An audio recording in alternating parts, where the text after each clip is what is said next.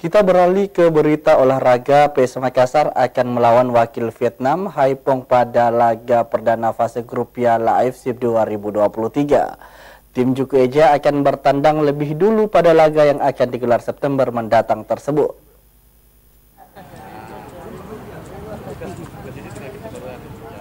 Pembagian grup AFC Cup musim 2023-2024 telah dilakukan dengan jadwal pertandingan yang sudah ditentukan. PS Makassar berada di grup H bersama Haiphong Club asal Vietnam, Sabah dari Malaysia, dan Hougang United dari tim Singapura.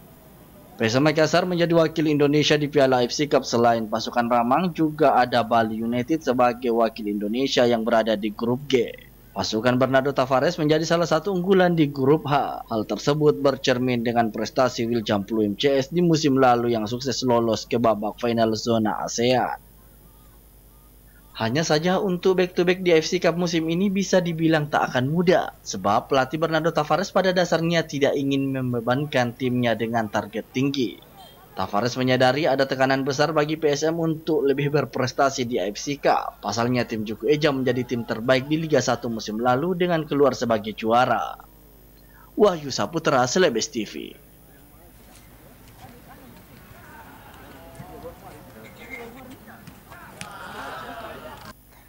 Pemirsa, berikut jadwal lengkap pertandingan PS Makassar di fase grup Piala AFC.